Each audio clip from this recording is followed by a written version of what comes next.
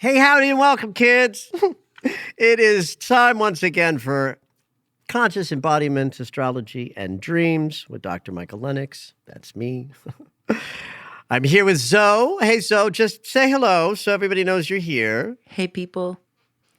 And that might be the last you hear from Zoe today because Zoe's not feeling well. And so thank you for showing up to recording day, Zoe. And y'all, even though this will air 6 days after this moment that I'm saying this in the recording, Zoe can use your healing prayers and thoughts. So we're in October, kids. We're talking about the week of October 2nd through 8th. We're definitely in an amped up, heated up month. The eclipse season has arrived, and we're moving through 2 eclipses this month. So it's definitely a juicier month. So you might want to keep in mind that this is the first week of the month. So Thursday night, the first Thursday, 7 p.m. in my Zoom space, I'll be doing my global healing meditation, talking all about the astrology for the month. So join me on that. You can hear all about eclipse season. And we're going to do a couple of questions, 2 questions today, because they're both sort of short. Here's one from Zdenka. I hope I'm saying that right. Zdenka, Zdenka. First of all, I could say this all day. Zdenka. I just want to say your name all day long. I hope I'm saying it right. Zdenka writes, "Hi, Dr. Michael. Thank you for your work. I can't imagine my Monday mornings without your podcast. Just quickly to put you in perspective, I'm in a long-distance relationship for 2.5 years, so I got astrology checkup on my partner in the beginning, as you do, right? Yes, honey, yes, right. Yes, we do. Second date question, what time were you born, right? And now, 2 years later, I found I made a mistake in the time he was born. I thought it was, say, 10 past midnight, but it is 10 past midday. Predictions don't really fit, so I wonder if 12 hours difference in our birth chart makes a big difference. Thank you in advance. With lots of love, Zdenka." So this is a great question that allows me to address, what is the impact of knowing the time of birth or not knowing the time of birth, right? So the Earth spins and moves about 15 degrees of space in every hour of time. A sign is 30 degrees wide. So that means that every 2 hours of time, the rising sign for a natal chart will change. And so a 12-hour difference is like literally reversing the house placements. So in fact, going from 12 noon to 12 midnight or 12 midnight to 12 noon, whichever way you're going, will change very little about where the planets are in a chart. The moon will have moved about 6 degrees in 12 hours. And the rising sign will be completely different and will likely be the opposite rising sign. So the answer to the question as it relates to other people thinking about astrology and what the difference is in time of birth, understand this. Below 2 hours difference of time, very little will shift in a chart. So if you're close enough, you're fine. Beyond 2 hours, you're going to have a completely different rising sign, and so that becomes important when dealing with, wanting an accurate chart. As far as the predictions of the synastry, the way the 2 charts connect, for my money, there should not have been much of a difference because house placement does not feature in synastry as much as just planet to planet. Where the planets in one chart are rubbing up against the planets in another chart describes the chemistry between people, and that will be the same whether one partner is born at noon or midnight, because it's the planet to planet action where the energy between 2 people is expressed. Second quicker questions from Bailey. "Hi, Dr. Michael and Zoe. I would love to know what I am assuming." Yeah, she's assuming that I'm using. a software you use to look ahead at the day, week, month, year to see the upcoming transits and geometry.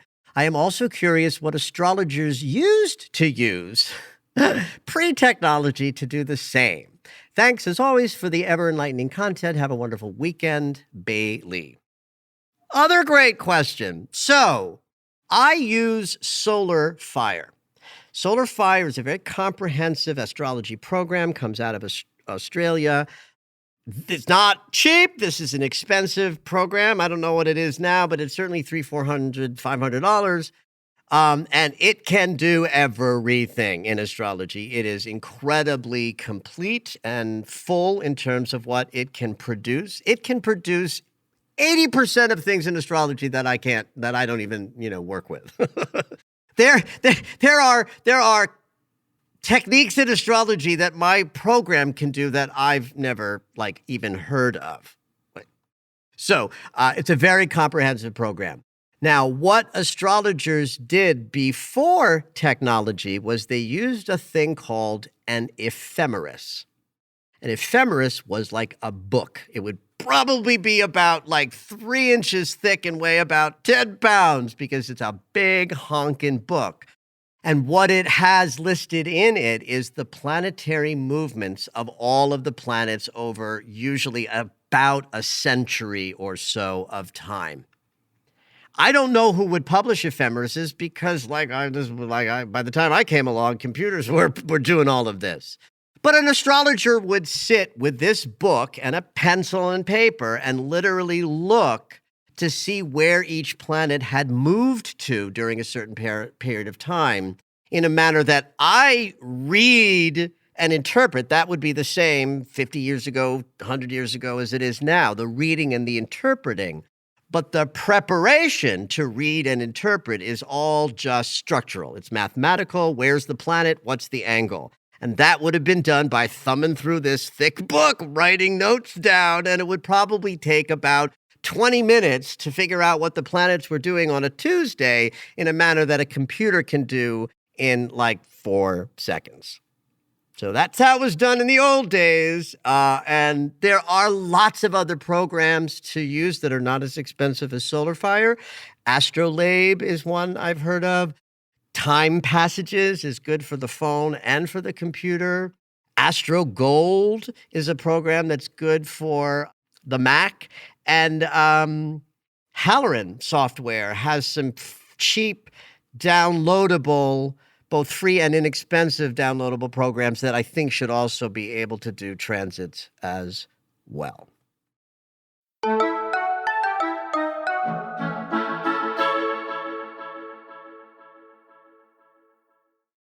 The big news of the week, I'm so excited for this, is Venus finally finishes her complete cycle on Friday. The reason why I'm so excited is that this Venus retrograde was very direct on my chart. Venus started her retrograde at 28 degrees of Leo. That's where Venus was when I was born, and that's where she'll be on Friday. Friday, Venus arrives to 28 degrees of Leo, which is where she was when she started way back when. And that marks the completion of many months of a deep Venus retrograde cycle. Venus in Leo has all been about finding the deserving of all love. The biggest challenge that all of us have with love, whether we're talking specifically about relationship or just having things occur in your life that light your heart up, is that we don't all feel deserving of the things that we desire. And so if we don't feel deserving of it and it comes our way, we may attract it, but we won't keep it. Because deserving is the key to sort of having a receptive heart. Venus in Leo has been all about that, because one could argue that if there's a sign of the zodiac that does not know undeserving, it would be Leo. In fact, the shadow of Leo would be, I deserve everything and I want it delivered.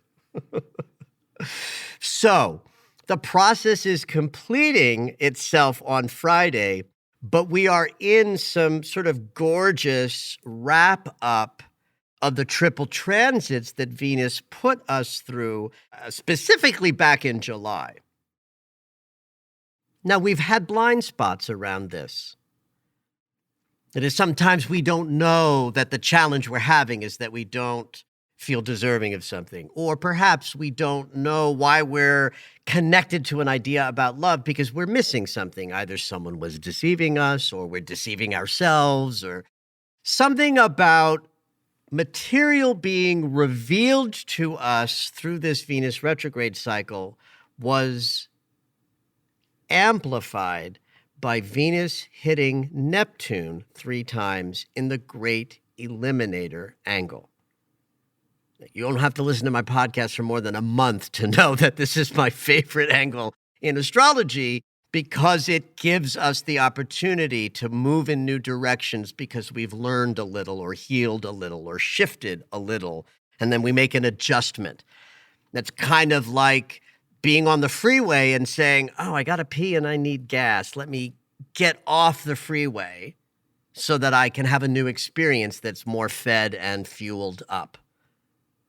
I hope that's a good analogy, but that's one way of looking at the 150-degree angle. It gets us in a new direction, but not in a major overt way. In a more subtle and incremental way, we move in new directions, letting an old way of being drop behind us because we've shifted a little bit.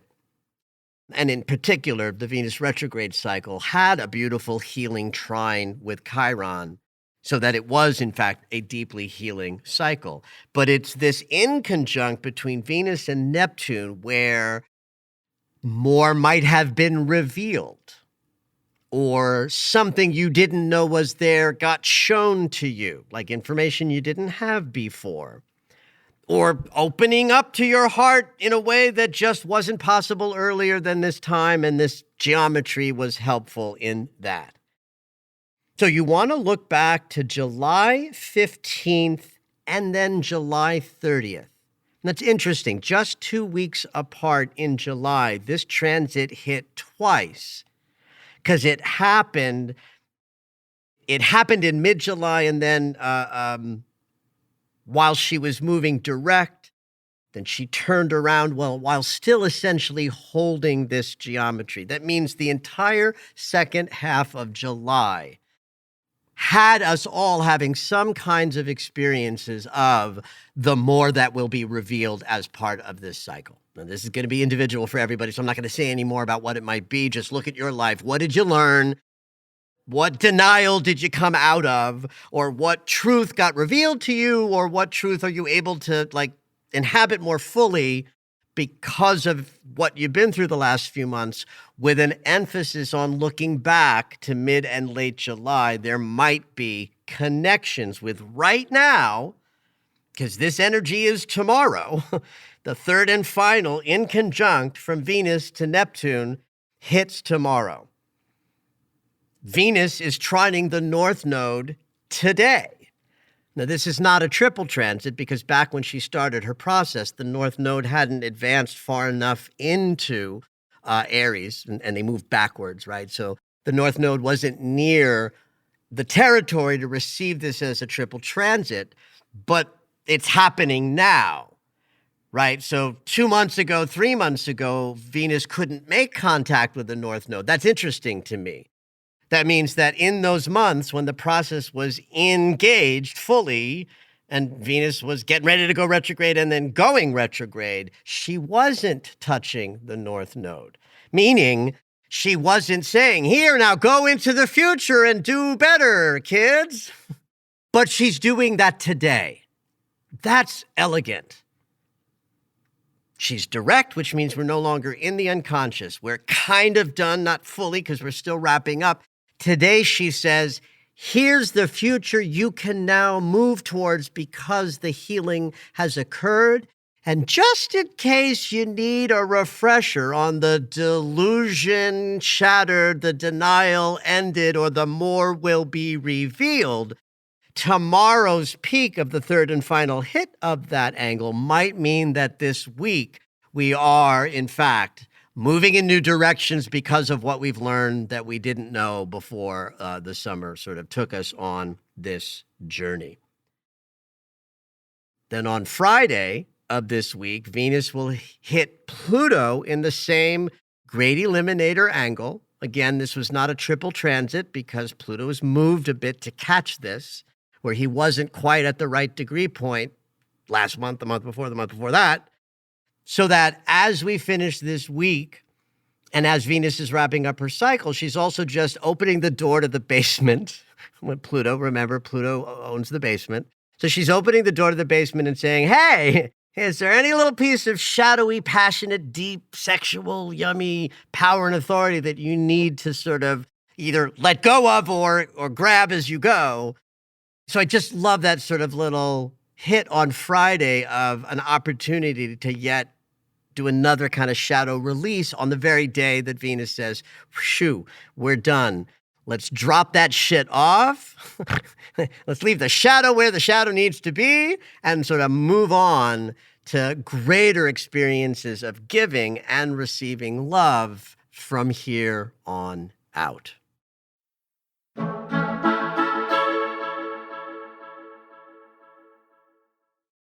Black Moon Lilith is leaving Leo and entering Virgo tomorrow. So let's break this down, and I'll start with a description of Black Moon Lilith for those of you who don't know what this point is. So Black Moon is connected to the moon, obviously, because it has moon in the moniker. But it's inside the moon's orbit. It's a space in between the Earth and the moon, not outside of the moon's orbit. So the moon represents our connection to the unconscious. And in this image of the solar system, the behind the moon concept would be all of outer space, right? Where the moon is saying, hey, son, I know you think you're everything, but I got all of outer space in my domain. It's a much bigger place. So that's the moon and her relationship to the unconscious as we experience it. Inside the moon's orbit, we're still in the realm of the unconscious because it's the moon. But now we're in territory where material from the unconscious is going to bleed up into our conscious experience that we are likely to want to shove back down in there. So shame, mistakes and errors that we make that we feel some kind of way about, issues of our sexuality that we try to push down below the surface because, oh my God, sexuality is overwhelming. So all of that material is Black Moon Lilith's material, but it ain't designed to stay down there. It's designed to bubble up so that we will deal with issues that are in the shadow that want to be explored. And that's what this point sort of provides to us. Access to material that, yes, we wish we could keep locked up and hidden because who doesn't, want to show their dirty underwear in public, but that we have to, that we're forced to, that we must contend with. I love the fact Black Moon Lilith spends 9 months in a sign. I think that's interesting, the birth gestation of human beings. But I love the fact that Black Moon Lilith was in the latter degrees of Leo while Venus was retrograde in Leo, because there were 2 conjunctions between Venus and Black Moon Lilith as part of her cycle, but they won't quite catch up to each other until Black Moon moves into Virgo and then Venus moves into Virgo next week. So, if Venus is love in the heart and Black Moon Lilith is unconscious material that scares us, that we must grapple with in order to have a more integrated experience, then Venus coming together with Black Moon Lilith on June 28th, and then again while she was retrograde on August 7th, might have brought some interesting love dynamic experiences to you. Look back at those dates, kids. Don't force it. If there's nothing, it's just not for you this time. But if there were pieces of narrative that look like you grappling with some deep, shadowy material around love, relationship, intimacy, or even your finances, those two dates, June 28th and August 7th, may yield sort of rich observations. Now, there isn't a third one in Venus's wrap-up because Black Moon Lilith has moved on and Venus will be done on Friday. They don't conjunct a third time like they did in late June and early August. But the fact that Black Moon Lilith is moving into Virgo today means that we are now starting a 9-month process where grappling with that under the surface shadow material changes feel. And it goes into the mansion of healing, integration, understanding all of the pieces and parts that make things up. So for the next 9 months, our shadow work mascot, that's how I think of Black Moon Lilith. She's like our mascot. She's our shadow work mascot. She says, when you dive into the shadow and dance with me, you will come out the other side completely transformed. So I think there's something gorgeous about next week there being a conjunction between Black Moon and Lilith and Venus, but in Virgo, that sort of sets up the integration moment, and I'll be talking about this in next week's podcast. But meanwhile, understand that for the next month, starting tomorrow, we are guided through our walking through the shadow valley. Was that the valley? The Valley of Shadows. Yeah, whatever. That valley. We're all going to be walking through that valley, but through the lens of deep healing that only Virgo can bring.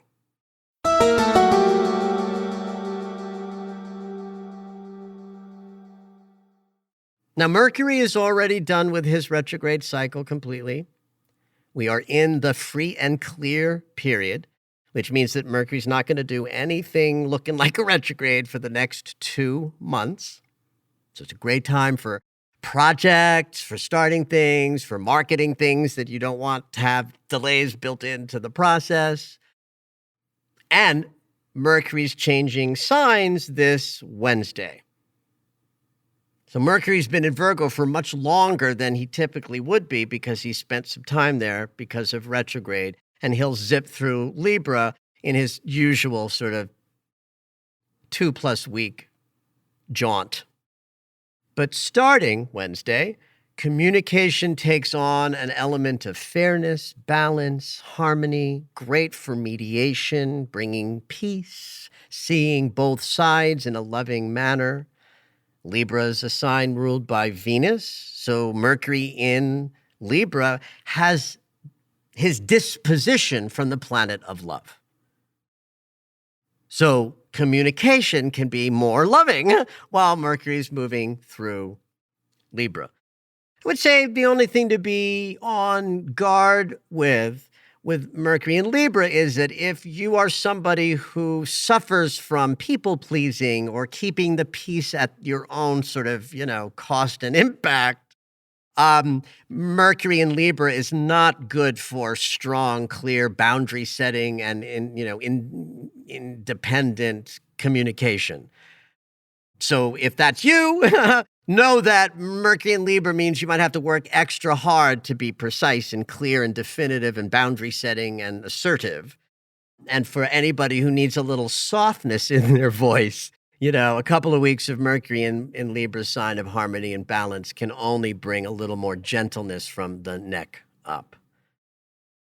So between Mercury changing signs on Wednesday and then Venus sort of fully wrapping up her cycle by Friday, we can say that this is the last and final week of what has been a rather bumpy couple of months with a double retrograde experience.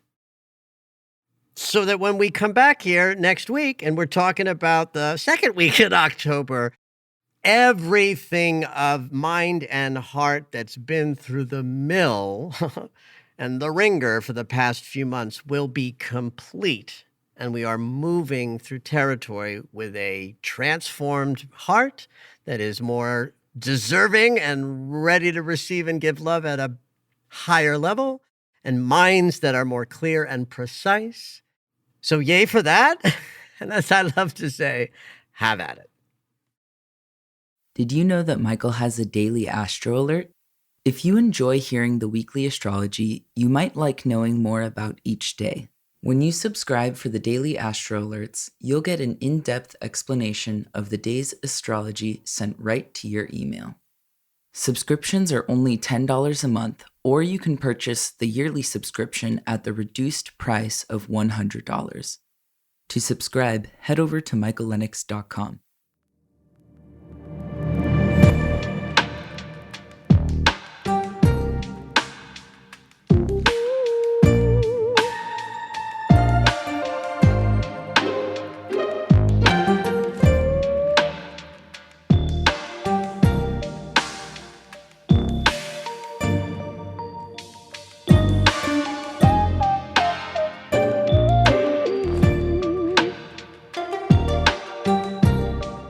All right, it's dream segment time.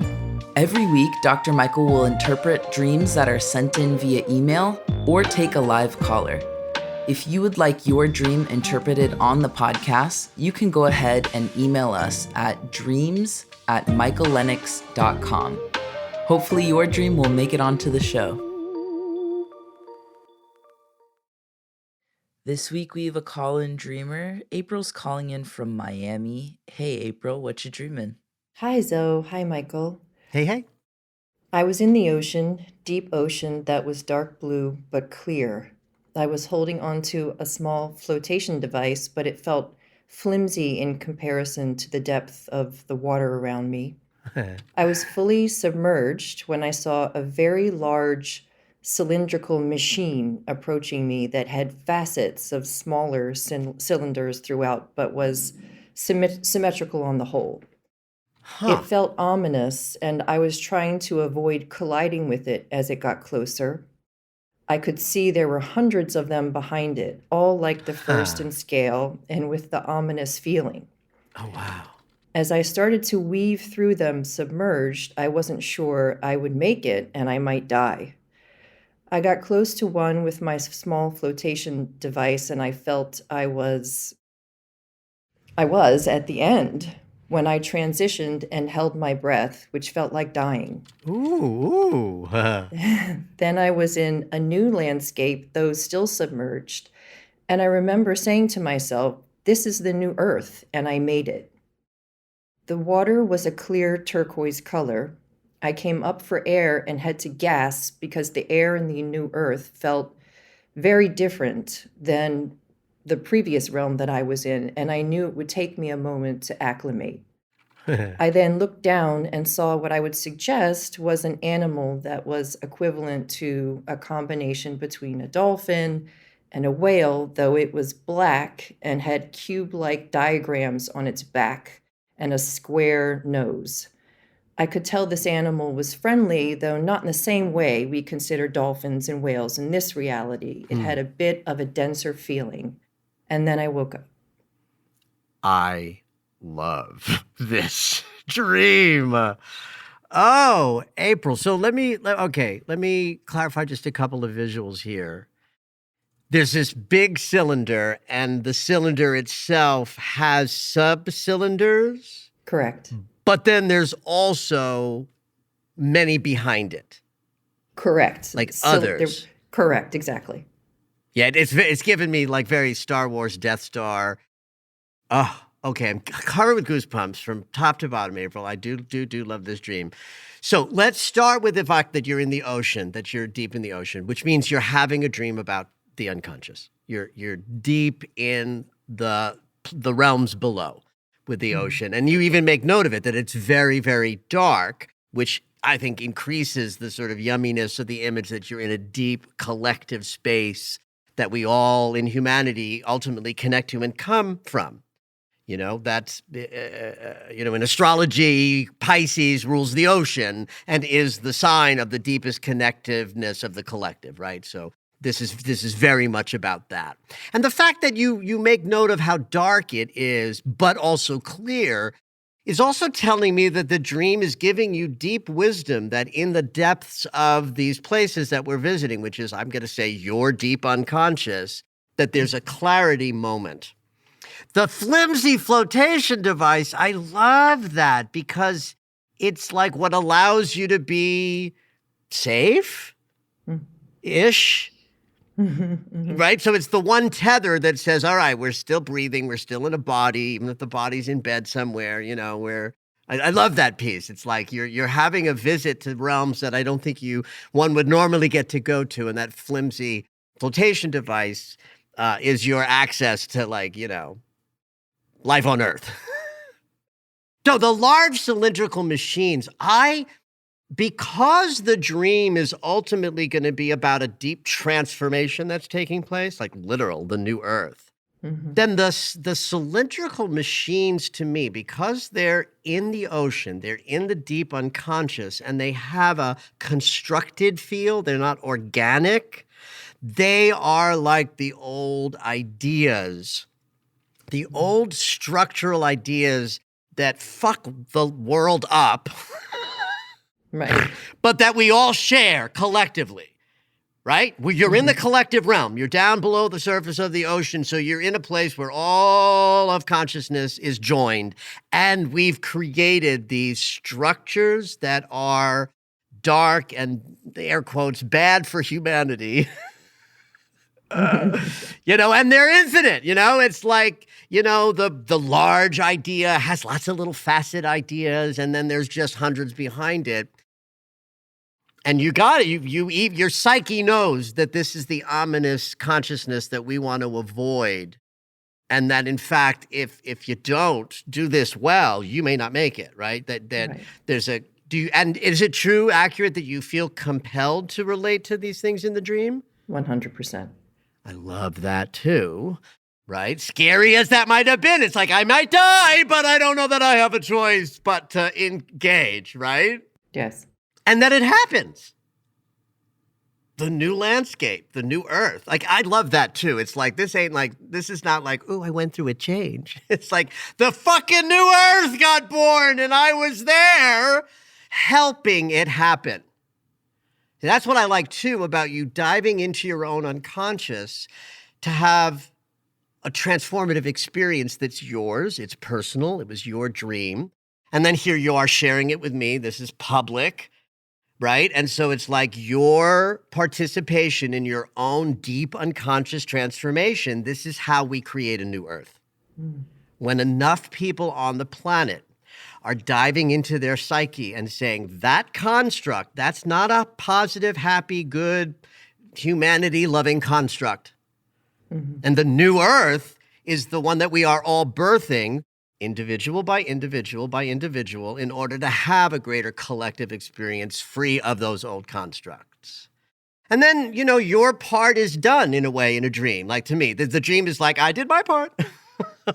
I've signed up for depth and change or transformation, and so I love this image of you coming up for air and getting it and recognizing it's new air, it's different air. Did that point in the dream have any emotional sensibility to it? Was there an uplifting sense? There was a recognition that the gasping and the acclamation was a positive thing, unlike the transition from the previous realm where, yes. Ah, got it. From the other, okay. What does a baby do breathe first? It gasps. It gasps for air after spending 9 months in the ocean. So there's something profound to me about that image of being in the deep womb of your psyche, maybe not literal womb of mommy, but the womb of your psyche, and that gasp of air is your rebirth. And then here's the thing I love the best, is that if that means you're reborn, the dolphin whale medicine is the part of you that understands what's happening down there below the surface of conscious awareness in the collective. It's not the old dolphin whale because the Earth is new. It's changed. It's transformed. There's even some like geometry on it, the Right. cube-like diagrams. That's information. Right? That's information. I mean, I don't know what it means, but we know that it's information, that there's ways of tapping into this new inner whale dolphin, which we know in the world of symbolism is the aspects of us, mammalian in nature, so a consciousness we are cousins to, that are air breathing, so they're part of our conscious awareness, but they have the ability to dive deep, understand what's happening below the surface, and then come back and take that gasping breath of air, just like you did as the newborn you. So the whale dolphin animal that you're sort of making friends with as the earth has changed is also your new ability to go into your own depths of consciousness, to have a restoration so that you can keep being reborn over and over and over again with that gasping first Love that. Thank breath. you. I'm going to break the fourth wall here because what you all don't know out there in the listening audience is that I'm talking to April. I can see her as we record this because we're both on video. And I've just been loving watching your face, April, as I've been interpreting this dream because it's just been glowing across your face how deep this dream really is. Give us a minute on like what's in your life transforming right now. How does this dream reflect a change that you are actually stewarding in for yourself? It's a great question. I'll share with you. I just finished actually a plant medicine dieta that extended past 40 days. And it was really kind of a deep dive into how we serve the collective, less about who I am as an individual and how I serve. I just love this. It's like, this is why I dwell in these worlds, kids, astrology and dreams. It's just the richest place that our humanity has its experience. So thank you, April. And we send you off to do your great service in the world because this is how we usher in peace for humanity. All of us at the individual level dive into our deep unconscious, have a death, rebirth, transformation, and usher in a new earth. Thank you for doing your part. Thank you so much. Deep honor to be here. Thanks again. Beautiful. Thank you for listening to Conscious Embodiment, Astrology and Dreams with Dr. Michael Lennox. You can find us on Apple Music, the iHeartRadio app, and anywhere you find your favorite shows. Head on over to michaellennox.com for information on astrology readings, the daily Astro Alert subscription, upcoming classes, and to join the mailing list.